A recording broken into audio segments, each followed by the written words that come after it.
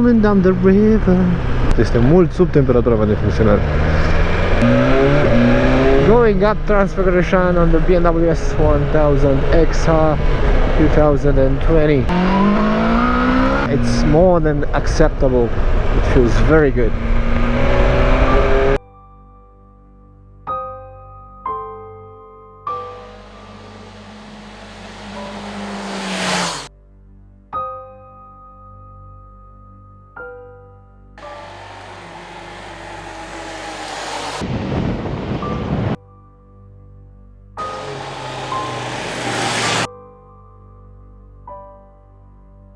A bit foggy, beautiful roads, transfiguration, BMW S1000XR.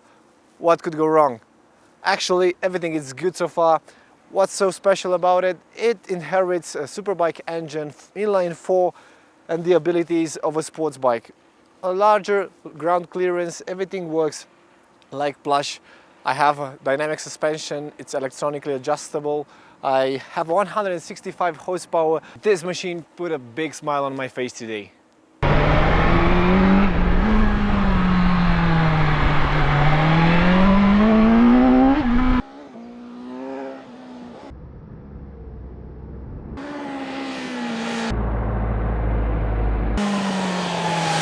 For this year, BMW came out with huge improvements for the XR. It's lighter, the riding position is better, the wind protection is better, you have new looks with LED lights, and everything kind of suits the twisties and the touring idea. I remember riding the old XR on these roads 2 years ago. It felt more aggressive, and I was struggling a bit to keep the front end on the road. With this one over here, everything is refined, and you can ride it so smooth that you kind of want to do it all day long for a week or so. The bike near me, it's a full spec machine with every option ticked. You have the HP wheels, you have this large windshield, the carbon fiber fairings that are offering a good weather protection. I want to try it some more, I want to ride it all day long so I can find out the things that I like and dislike about this new model.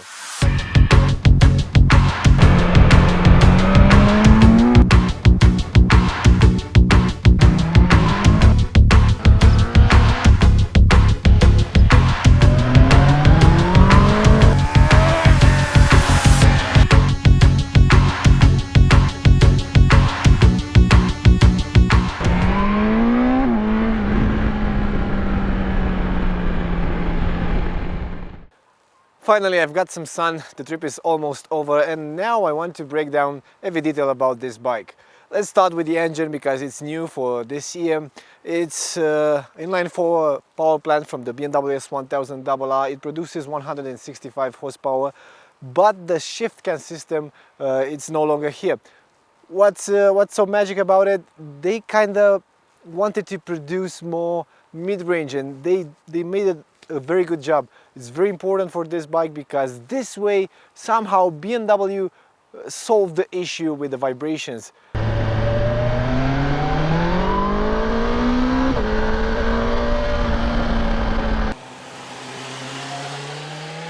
I felt that today it's very important that this bike, it's no longer producing that annoying shivering and vibration to the handlebar and to the foot pegs. So right now you have a mellow response, you have the riding modes which are very helpful, and every time you reach around the 4,000, 5,000 RPM to 8,000, the bike feels quite punchy and you don't need more. Another cool thing about the engine is that the gearbox is longer, the 6th gear, it's a bit longer right now, and this way if you ride it faster you don't reach that level of RPM at which the bike produces some vibrations. This is another trick from BMW in order to keep you using the bike in the range that it's not vibrating and it's comfortable for longer trips. So this is the engine part. Let's go to the suspension. Being a touring bike, it should have all the comfort level in the world, so BMW also fitted the previous model with an electronically adjustable suspension. This one it's different from the previous model because it's provided by Mazzocchi. Also two modes for the suspension. You have the dynamic and road. You can adjust the preload for luggage, for 2 passengers and many other things, but on the Transfiguration road that I went today, it's a bit bumpier than last year, and I've used it mostly on road because I wanted to get the most out of the suspension and to feel comfortable also. And I have to say, yeah, it does a very good job. The stopping power is not longer provided by Brembo. Right now it's a BMW caliper, and right now I have to say that it doesn't lack the stopping power, it doesn't fade, and it gives you a lot of confidence. You also have the combined braking system. I think this shouldn't be an issue. Although it's a heavy bike, over 200 kilograms, it will stop promptly every time you want. One more thing about the suspension I almost forgot. Last week I went on track with this bike, exactly this bike. I switched to Dynamic, I went on Dynamic Pro, and I got some very good lap times, and I was pretty happy with the performance of this suspension and overall of the bike. It felt quite plush and quite stick to the asphalt, which is very important while cornering very fast.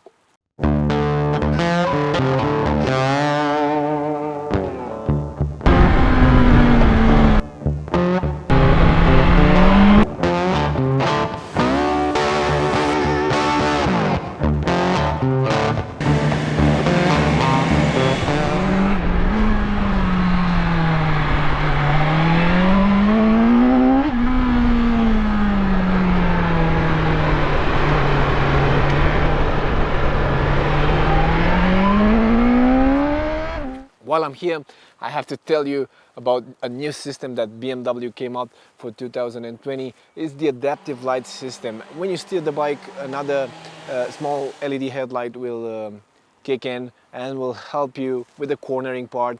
It's a good thing for me on twisties. Last night it was very useful, and I'm glad that I had this system. The shaping is changed for this year. It combines the old lines of the previous model and the lines from the BMW S1000XR. What I love the most is that they borrowed the rear end from the BMW S1000XR without a stoplight. The stoplight is integrated in the turn lights, so now it's looking very good. Also, the fairings are wider left and right, which helps out with the wind protection because it covers your knees a lot better for touring conditions. And one tricky thing that BMW made over here, it's adding up this small pocket in front of the bike above the gas tank, just like the GS Adventure. Nice to have because you can fit some small stuff like ID or amount of money inside here. It won't fit a mobile phone, unfortunately. Hopefully BMW will rethink this pocket over here and add up a charger, a wireless charger that can handle a mobile phone. This will be a lot more helpful than this pocket.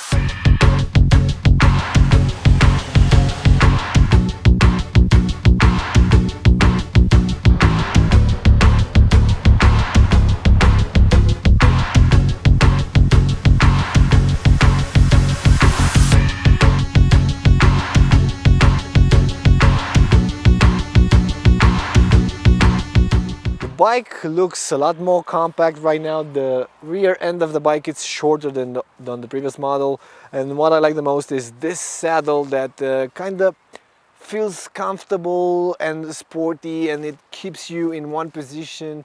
It allows you to move from a side to another, but it kind of restrains the movement back and forth, which is very helpful to have, just because you have this holder on your back that keeps you on the saddle while accelerating hard. For me, it's very helpful to have that because I love to push the bike outside the corners, and usually when I'm in jeans I go backwards. So right now the saddle feels a lot more comfortable. I have huge issues with the saddles. I dislike riding a bike for more than 2 hours, but today I went like 150-200 kilometers up and down Transfiguration Road, and I don't feel nothing, so this is very good. The rear saddle seems different, it's shaped different actually from previous year, and I think a passenger would have a very good time while riding on this seat. You have the same wide handlebar as on the big tours and adventures from BMW. You have a great time on twisties, it's a lot of leverage, you can switch direction very fast, but inside the city it's a different story. Over there you will feel it a bit harder to steer, and it's quite hard to keep it in between bikes. I had some issues with it, but I was not struggling. At some point I would have wished that the handlebar was a bit narrower. An impressive change from BMW is this windshield, because the previous model had a smaller one. And right now you have a small key over here that you can push up and down. For the previous model you had to lift the whole thing in order to put it in the second position. You have these small fairings left and right, which are wind deflectors. Also the fairing comes up and towards each side on the front of the bike, that will kind of help you with the wind protection on the highway. It was a pleasure actually, and I remember that with the previous model I had a lot of turbulences at around 130 kilometers an hour. In the electronics department, this BMW has like everything you can wish for. All the boxes are ticked. You have the traction control, the dynamic suspension, which is electronically adjustable. You have the cornering ABS, you have cruise control, you have heated grips, cornering lights, lots and lots of stuff that will enhance your touring experience. And for that, I have to say BMW rocks at this point. You even have the keyless ride and the quick shifter up and down with a bleeper that works perfectly on this bike. BMW came out with a rubber cushion mounting point for the luggage rack, which it's a lot better than the previous model, which had that metal parts which were huge and ugly looking. Right now the tail unit, it's like on a sports bike, it looks a lot better, and you still can add up the panniers that BMW offers optionally. I was cheating today because this bike, it's a full spec, like I said before, with the HP wheels, a lot of carbon fiber parts that are reducing the weight, the overall weight of the bike, so it should be the fastest at turning, at switching direction. But overall, compared to the previous model, there's not a huge difference. That bike reacted very good. It felt quite natural and on the twisties. But this one, it's even more enjoyable to ride, and it will put an even bigger smile on your face.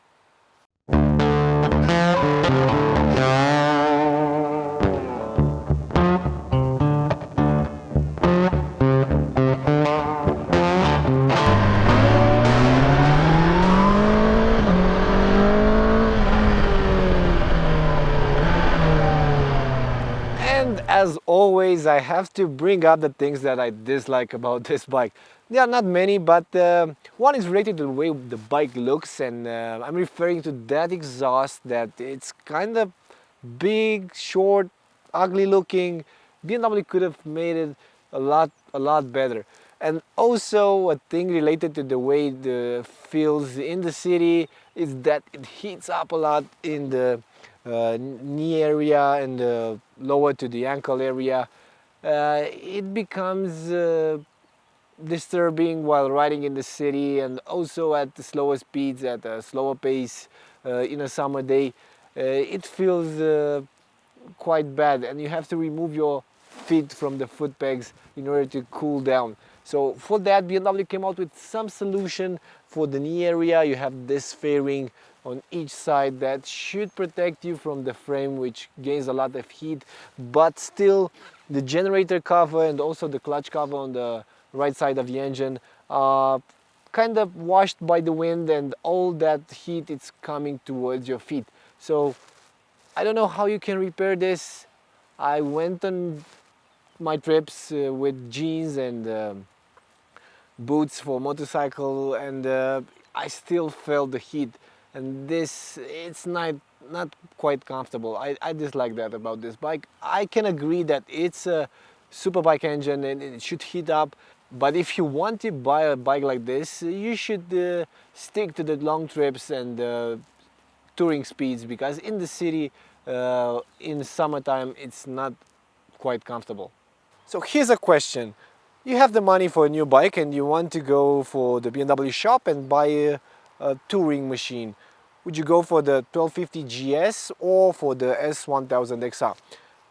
The answer is simple. If you're a racy guy, a sports rider with a racing background or sports bike background, you should go for the XR, because this one will put a big smile on your face every time you will roll the throttle, exiting a corner. You can slide it, you can wheelie it, you can do everything you want. You have the wind protection, you have the power from the engine, and the sports bike attitude, which is very important. So this is your fast tourer. Yeah, you should buy it. When it comes to other market options, you only have the Ducati Multistrada, the big Multistrada, which it's a V2, it's a whole different approach, and it produces the same amount of power. But for this end of the year, Ducati wants to bring out something new, more powerful, based on the V4. I think BMW kinda set some room inside this engine for the ShiftCam and stuff, so they can go together at 200 horsepower. This would be a very interesting review to do.